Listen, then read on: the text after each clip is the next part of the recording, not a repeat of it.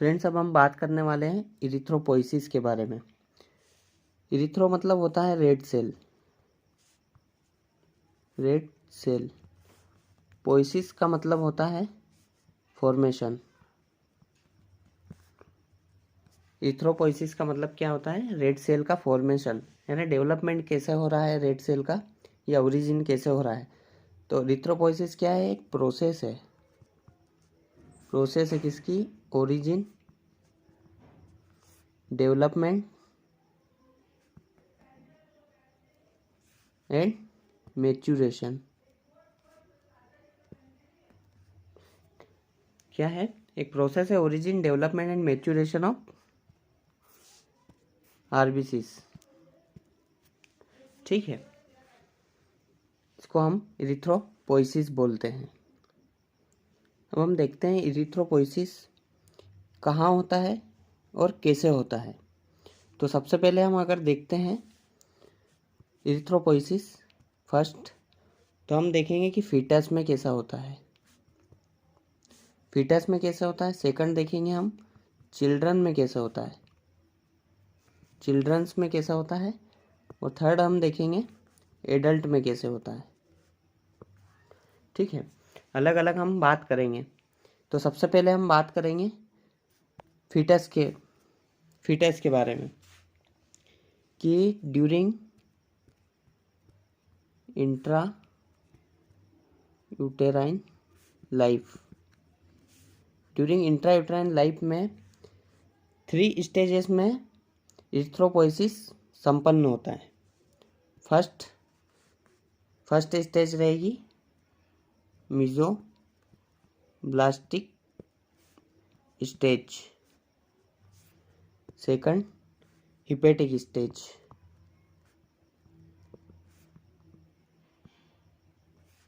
और third myeloid stage, myeloid stage. Intrauterine life में जब फीटस डेवलप होता है ड्यूरिंग प्रेगनेंसी, तब 3 स्टेजेस में इरिथ्रोपोइसिस होता है। तो सबसे पहले मीजोब्लास्टिक स्टेज। सबसे पहले हम बात करेंगे अब मीजोब्लास्टिक स्टेज की। जब एम्ब्रायो डेवलप होता है अंदर, तो अप टू 3 मंथ तक, कितने? 3 मंथ तक, 3 मंथ तक क्या होगा? जो एंडोथेलियल सेल्स होती है या जो मीजोडर्म होता है, क्या होता है? मीजोडर्म। किसका? योक सेल का। जो योक शेक होता है मीजोडर्म में, जब एम्ब्रायो डेवलप होता है तब योक शेक एक पार्ट होता है, एरिया होता है, वहाँ पे मीजोडर्मल सेल्स होती है। वहाँ पर क्या होता है? इरिथ्रोपोइसिस होता है। क्या होता है कि जो मीजोडर्म है वहाँ पे सिनसाइटियम और न्यूक्लिएटेड मास ऑफ प्रोटोप्लाज्म होता है। ठीक है, तो वहाँ पर जो ब्लड वेसल्स है, जो ब्लड वेसल्स है, इसके अंदर में कुछ इपिथेलियल सेल्स भी रहेंगी। ये योक शेक का एक डायग्राम बना रहा हूँ मैं, इसमें समझ लीजिए। यहाँ पे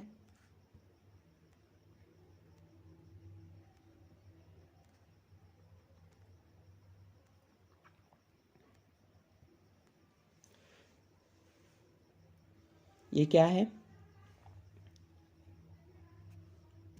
इंडोथेलियल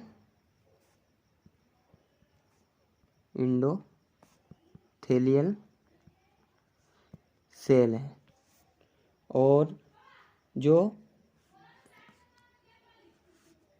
ये पार्ट है ये आरबीसी से, ये क्या है? ये लूमेन है।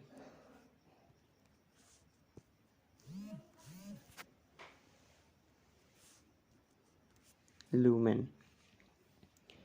यहाँ पर अप टू 3 मंथ तक, कितने 3 मंथ तक आरबीसीज का फॉर्मेशन होता है यॉर्क शेक में, इंट्रायूट्राइन लाइफ में, मीजोब्लास्टिक स्टेज में। जैसे आप इस डायग्राम में देख पा रहे हैं कि एक एम्ब्रायो डेवलप हो रहा है इंट्रायूट्राइन लाइफ में, मीजोब्लास्टिक स्टेज में। तो इस डायग्राम को समझिए पहले कि ये तो पार्ट है हमारा प्लेसेंटा का, ये वाला ये इतना पार्ट हमारा प्लेसेंटा का है, और ये जो आप येलो जो पार्ट देख रहे हैं, ये येलो, ये यॉर्क शेक है। अब यहीं पे एम्ब्रायो इससे कनेक्ट रहता है, और यहाँ पे आप इसमें ये भी देख पा रहे हैं कि हिमेटोपोइसिस की प्रक्रिया हो रही है। हिमेटोपोइसिस यानी कि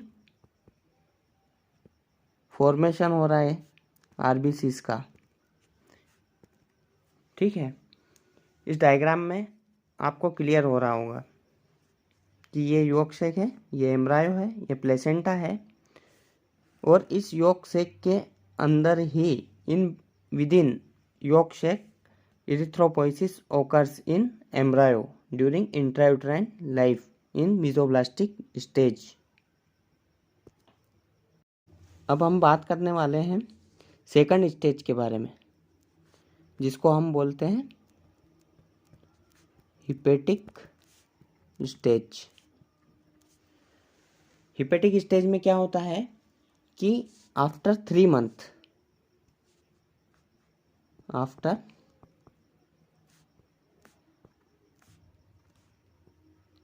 3 मंथ ये स्टेज स्टार्ट होती है। 3 मंथ तक तो यॉर्क शेक में डेवलप होगी एरिथ्रोसाइट्स। उसके बाद आफ्टर 3 मंथ से लेकर ये 3 to 7 मंथ तक ये हिपेटिक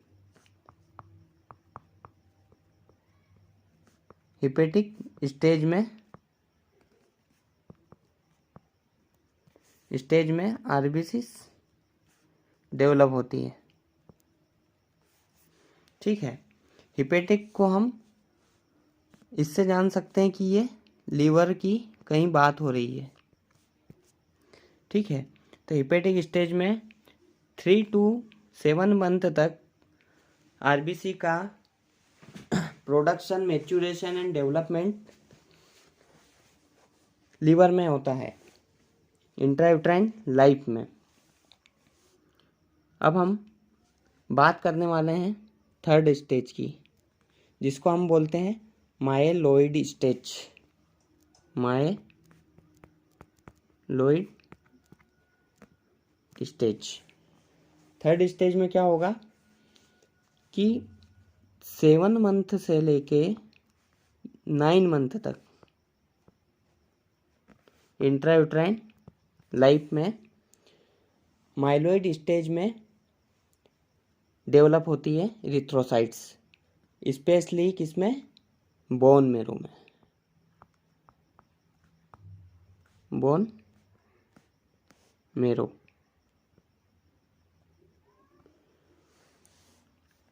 मेरो कहाँ का, बोन्स का, स्पेशली लॉन्ग बोन्स।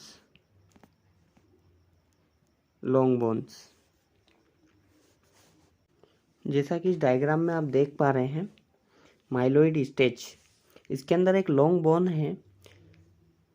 मोस्टली जो माइलोइड स्टेज है वो लॉन्ग बोन्स में होती है इन इंट्रायूट्राइन लाइफ में 7 मंथ से लेकर 9 मंथ तक। और उसके बाद हम आगे भी बात करेंगे माइलोइड स्टेज के बारे में, लेकिन उससे पहले हम ये डायग्राम को समझते हैं। पहले क्या होता है, जब एक ये बोन है, इसके अंदर आप बोन के अंदर देख पा रहे होंगे कि एक शाफ्ट है बोन का, जो बीच वाला हिस्सा है हम उसको शाफ्ट बोलते हैं। शाफ्ट में भी अंदर बोन मेरो होता है, उसको हम बोलते हैं रेड बोन मेरो, ठीक है। एक हम बात करेंगे रेड बोन मेरो और एक बात करेंगे हम येलो बोन मेरो के बारे में आगे के टॉपिक में। लेकिन सबसे पहले हम ये समझते हैं कि इसके अंदर जो बोन मेरो है वो रेड बोन मेरो है, क्योंकि हम फीटस की बात कर रहे हैं, इंट्रायूट्राइन लाइफ की बात कर रहे हैं। तो इरिथ्रोपोइसिस वो रेड बोन मेरो में होता है, लॉन्ग बोन्स के। जैसे एग्जांपल पे मैंने लिखा हूँ यहाँ पर कि जो लॉन्ग बोन है, फीमर है, ह्यूमरस है, रेडियस अल्ना है ना, टिबिया फिबुला है, इन बोन्स में मोस्टली इरिथ्रोपोइसिस स्टार्ट होता है माइलोइड स्टेज में, इन इंट्रायूट्राइन लाइफ में। और साथ में चिल्ड्रंस में भी आल बोन्स में होता है, विथ रेड मेरो में होता है। मतलब चिल्ड्रन की भी हम बात कर ले रहे हैं, इसी में कवर कर दे रहे हैं कि जो चिल्ड्रंस होते हैं 1 साल से लेके 20 साल तक के, up to 20 year of age तक के जो हैं बच्चे, उनमें भी आल बोन्स में विथ रेड बोन मेरो जिनका भी है, सब में ही इरिथ्रोपोइसिस डेवलप होता है या इरिथ्रोपोइसिस ओकर होता है। और कुछ मात्रा में लीवर और स्प्लीन भी इरिथ्रोपोइसिस करते हैं चिल्ड्रंस में। अब हम आगे बात करने वाले हैं एडल्ट्स में। एडल्ट में जो इरिथ्रोपोइसिस होता है वो स्टार्ट होता है 18 से लेकर 20 ईयर्स एज के बाद,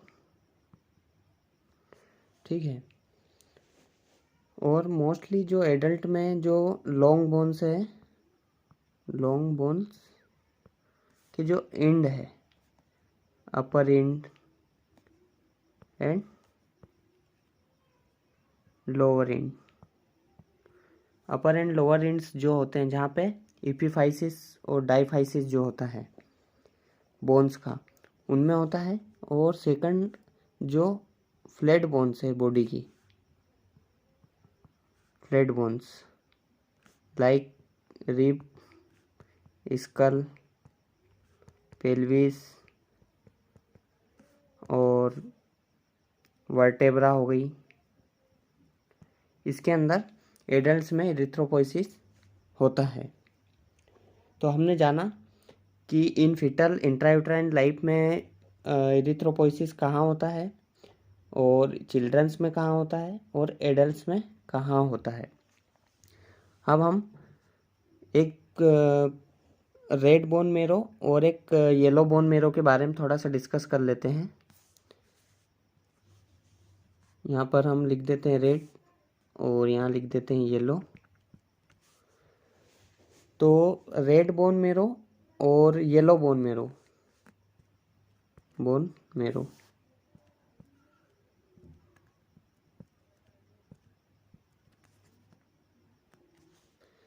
तो रेड बोन में मेरो क्या होता है, रेड कहने से समझ में आ रहा है कि मोस्टली इसके अंदर जो ब्लड सेल्स होंगी वो सभी प्रकार की रहती है, ठीक है, ऑल काइंड्स की रेड ब्लड सेल्स रहेंगी।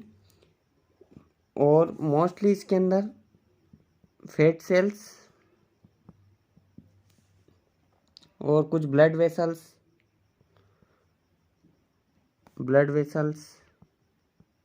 इसके अंदर रहती हैं। और इसको हम एक्टिव मेरो कहते हैं, और ये इनएक्टिव मेरो है। क्यों, क्या होता है कि जब अप टू 20 to 25 ईयर तक की जो एज होती है, उसके अंदर आरबीसीज जो होती है वो कंटिन्यूसली डेवलप होती हैं, क्योंकि वहाँ का जो रेड बोन मेरो होता है वो रेड होता है। वहाँ पर जो इरिथ्रोपोइसिस की प्रोसेस होती है वो एक्टिव फॉर्म में रहती है। लेकिन आफ्टर 25 ईयर के बाद में वहाँ पर फैट सेल्स का डिपोजिशन होने लगता है रेड बोन मेरो में, और कुछ वहाँ पर ब्लड वेसल्स का भी निर्माण होने लगता है, न्यू वास्कुलराइजेशन भी होने लगता है, इसीलिए उसको इनएक्टिव मेरो कहते हैं। अब हम बात करने वाले हैं स्टेजेस ऑफ इरिथ्रोपोइसिस। तो इरिथ्रोपोइसिस को जानने से पहले हमें स्टेम सेल के बारे में पता होना चाहिए। स्टेम सेल एक ऐसी सेल है जो आगे चलकर ही इरिथ्रोसाइट बनती है, जो आगे चल के ही एक आरबीसी का निर्माण करती है, ये स्टेम सेल। तो सबसे पहले स्टेम सेल जानना ज़रूरी है। तो स्टेम सेल क्या होती है, बोन मेरो में रहती है ये, और ये वेरी बिग रहती है, वेरी बिग। सेकंड, इसका जो डायमीटर है वो बहुत ज़रूरी है हमको याद रखना। इसका डायमीटर 18 से लेकर 25 मिली माइक्रोन होता है, और इसके अंदर 4 से 5 न्यूक्लियोलाई रहते हैं, न्यूक्लियोलाई।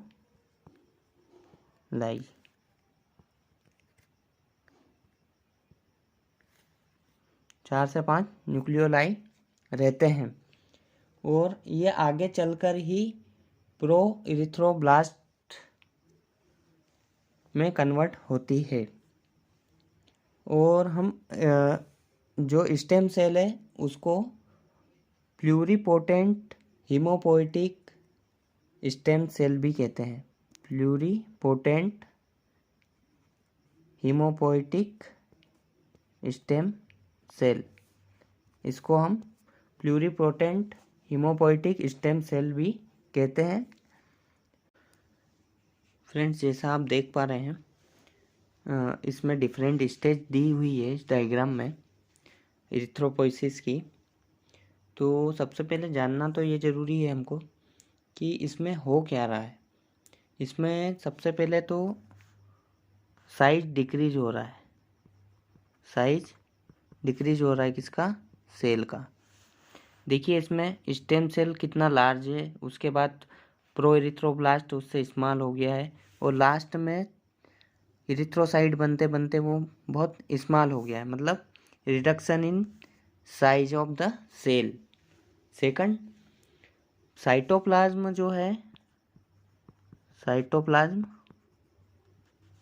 वो इंक्रीज होगा सेल में, साइटोप्लाज्म इंक्रीज होगा सेल में, और रिडक्शन इन न्यूक्लियस, क्योंकि इरिथ्रोसाइट एक प्रकार से नॉन न्यूक्लिएटेड सेल है, लेकिन स्टेम सेल में 4 से 5 न्यूक्लियस होते हैं। इसके अंदर हम देख रहे हैं ये स्टेम सेल दिख रही हैं जो, इसके अंदर न्यूक्लियस है। फिर प्रो इरिथ्रोब्लास्ट में भी न्यूक्लियस है, अर्ली इरिथ्रोब्लास्ट में भी न्यूक्लियस है। तो वैसे ही आगे कंटिन्यूस नॉर्मोब्लास्टिक स्टेज तक न्यूक्लियस रहेगा, और in early stage of reticulocyte, जो ये रेटिकुलोसाइट है इसके अर्ली स्टेज में न्यूक्लियस डिटैच हो जाता है। इस डायग्राम में आप देख पा रहे होंगे कि न्यूक्लियस यहाँ से डिटैच हो गया है। वैसे ही अगर हम बात करें कि हीमोग्लोबिन अपीयर कब होता है, ड्यूरिंग इरिथ्रोपोइसिस। तो ड्यूरिंग इरिथ्रोपोइसिस जो हीमोग्लोबिन है वो यहाँ पर नॉर्मोब्लास्ट जो है HB appear haemoglobin appear start हो जाता है। और साथ में हमको क्या है, इनिशियली ये भी पता होना चाहिए कि इनिशियली जो है nucleus very big in size with open chromatin and containing many nucleoli. इसके अंदर जैसे आप देख पा रहे हैं स्मॉल स्मॉल छोटे छोटे न्यूक्लियोलाई भी देखने को मिल रहे हैं आपको, ठीक है। तो वैसे ही स्टेज में ये मैच्योर होती है RBCs, और फाइनली ये सर्कुलेशन में आती है। जब स्टेज रेटिकुलोसाइट की और इरिथ्रोसाइट की जो स्टेज है ये ब्लड वेसल के अंदर होती है, यानी सर्कुलेशन के अंदर जब ब्लड के अंदर जब आ जाती है ये स्टेज वहाँ पर पूर्ण होती है, ये वाली। जैसे आप ये डायग्राम में देख पा रहे हैं कि एक रेटिकुलोसाइट अपनी फाइनल स्टेज में आकर ब्लड वेसल के अंदर इंटर करती है, और आगे चलकर ये RBC में कन्वर्ट हो जाती है। फ्रेंड्स, आपको अगर ये वीडियो पसंद आई है तो लाइक करें और चैनल को सब्सक्राइब करें।